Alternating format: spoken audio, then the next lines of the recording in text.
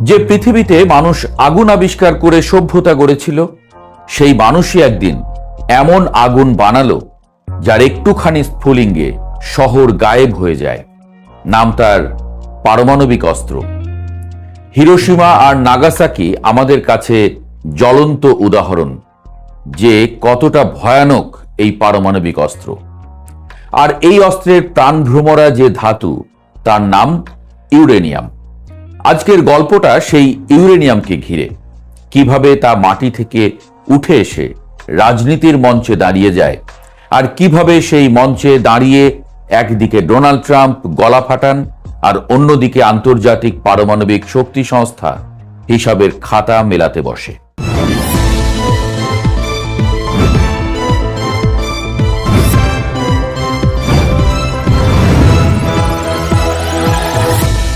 IAEA এর হিসাব বলছে ইরানের কাছে প্রায় 440 কেজি 60% সমৃদ্ধ ইউরেনিয়াম আছে।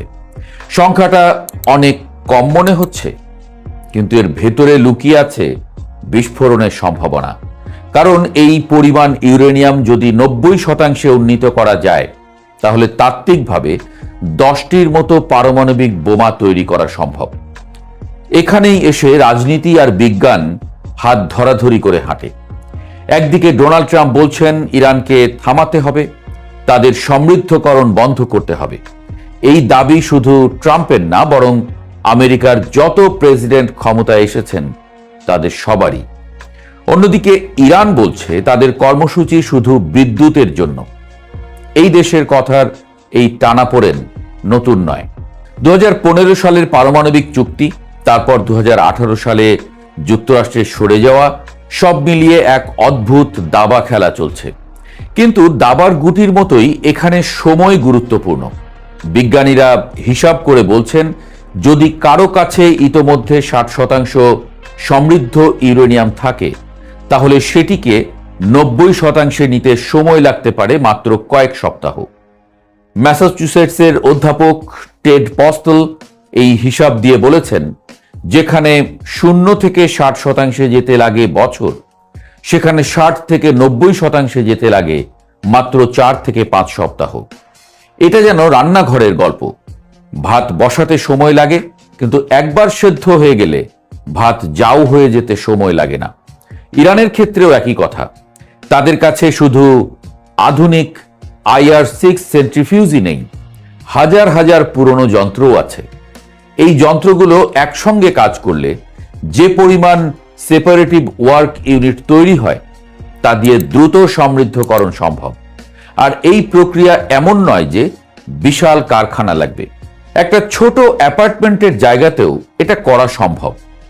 এই জায়গাটাতেই ভয়টা সবচেয়ে বেশি। কারণ একটি দেশ যদি চায়, খুব গোপনে এই কাজটা চালিয়ে যেতে পারে, এমনকি ভূগর্ভস্থ স্থাপনাতেও। ফলে বাইরে থেকে বোমা মেরে সব ধ্বংস করে দেওয়া যায়, এই ধারণাটাও পুরোপুরি ঠিক নয়। ইরানের পররাষ্ট্রমন্ত্রী আব্বাস আরাঘচি একবার বলেছিলেন, প্রযুক্তিকে বোমা মেরে ধ্বংস করা যায় না। কথাটা শুনতে আবেগীয় মনে হলেও ভেতরে আছে কঠিন বাস্তবতা। কারণ প্রযুক্তি একবার আয়ত্তে এলে তার সহজে হারিয়ে যায় না। এখন প্রশ্ন আসে, ইরান কি সত্যিই বোমা বানাবে? না, এর উত্তর সরল নয়। কারণ পারমাণবিক অস্ত্র বানানো মানে শুধু ইউরেনিয়াম সমৃদ্ধ করা নয়। এর সঙ্গে লাগে ডিজাইন, বিস্ফোরণ ব্যবস্থা, ডেলিভারি সিস্টেম, সব মিলিয়ে এক জটিল প্রক্রিয়া। তবে এটাও সত্য, ইউরেনিয়াম সমৃদ্ধকরণই সবচেয়ে বড় বাধা। সেটি যদি প্রায় সম্পন্ন হয়ে যায়, তাহলে বাকি পথটুকু তুলনামূলকভাবে ছোট হয়ে আসে। বিশ্বে এখন মাত্র 9টি দেশের কাছে পারমাণবিক অস্ত্র আছে। এর মধ্যে সবচেয়ে বেশি রয়েছে রাশিয়া ও যুক্তরাষ্ট্রের কাছে। বাকিদের মধ্যে চীন, ফ্রান্স, যুক্তরাজ্য, ভারত, পাকিস্তান, উত্তর কোরিয়া, আর এক রহস্যময় নাম ইসরায়েল, যারা কখনো স্বীকারও করে না, অস্বীকারও করে না। এই তালিকায় ইরানের নাম নেই।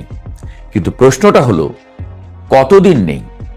কারণ বাস্তবতা বলছে ইরান এখন থ্রেশহোল্ড স্টেট, অর্থাৎ এমন এক অবস্থানে এসে দাঁড়িয়েছে যেখান থেকে চাইলে খুব দ্রুত অস্ত্র তৈরি করার পথে হাঁটা সম্ভব।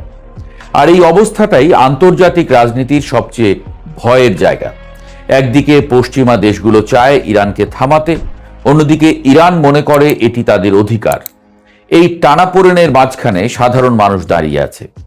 এখন জানি আসলে এই ইউরেনিয়াম কি। ইউরেনিয়ামকে যদি আপনি একরকম লাজুক ধাতু ভাবেন তবে ভুল করবেন না। এটি প্রকৃতিতে আছে, কিন্তু এমনভাবে লুকিয়ে থাকে যে তাকে কাজে লাগাতে হলে বেশ কিছু কৌশল জানা চাই। পাথরের ভেতর থেকে তাকে বের করা, তারপর ধাপে ধাপে তাকে বদলে ফেলা। একসময় সেই ধাতুই হয়ে ওঠে বিদ্যুৎ কেন্দ্রের জ্বালানি, আবার কখনো হয়ে ওঠে বোমার প্রাণ। প্রথমে আসে ইয়েলো কেক। নাম শুনে মনে হতে পারে মিষ্টান্ন, কিন্তু বাস্তবে এটি গাঢ় রঙের এক ধরনের পাউডার। তারপর রাসায়নিক প্রক্রিয়ায় তা হয় সবুজ লবণ, সেখান থেকে সাদা স্ফটিক, আর শেষে গ্যাসে রূপান্তরিত হয়ে ঢুকে পড়ে সেন্ট্রিফিউজ নামের যন্ত্রে। এই সেন্ট্রিফিউজগুলো এমনভাবে ঘোরে যেন পৃথিবীর সব ঝড় একসঙ্গে এসে ভিড় করেছে। প্রতি সেকেন্ডে 1000 বার ঘুরে তারা ভারী আর হালকা কণাকে আলাদা করে ফেলে। এখানেই শুরু সমৃদ্ধকরণ, যে প্রক্রিয়ায় ইউরেনিয়ামের ভেতরের U-235 নামের হালকা এবং বেশি তেজস্ক্রিয় অংশটিকে আলাদা করা হয়। প্রাকৃতিক অবস্থায় U-235 থাকে মাত্র 0.7%, কিন্তু এটাকে 3 থেকে 5% আনলেই বিদ্যুৎ কেন্দ্রে চলে, আর 90% আনলে তৈরি হয় পারমাণবিক বোমা। এই হিসাবটাই আসলে নাটক, কারণ 0.7 থেকে 20% ওঠা মানে পাহাড়ে চড়া। কিন্তু একবার যদি 60% পৌঁছে যাওয়া যায়, তাহলে 90% যাওয়া অনেকটা পাহাড়ের চূড়া থেকে নিচে নামার মতো সহজ। এই কথাটাই এখন ইরানকে নিয়ে সবচেয়ে বড় উদ্বেগ। শেষমেশ কথা একটাই, ইউরেনিয়াম সমৃদ্ধকরণ কোনো সাধারণ বিজ্ঞান নয়, এটি ক্ষমতার ভাষা। যে এই ভাষা জানে সে বিশ্ব রাজনীতিতে নিজের জায়গা তৈরি করে নিতে পারে, আর যে জানে না সে অন্যের কথায় মাথা নেড়ে যায়। ইরান এখন সেই ভাষা শিখে ফেলেছে। শুধু প্রশ্ন, তারা সেটি কবিতা লিখতে ব্যবহার করবে না যুদ্ধের ঘোষণা দিতে? এখন আপনার কি মনে হয়, ইরানের কি পারমাণবিক অস্ত্র বানানো উচিত?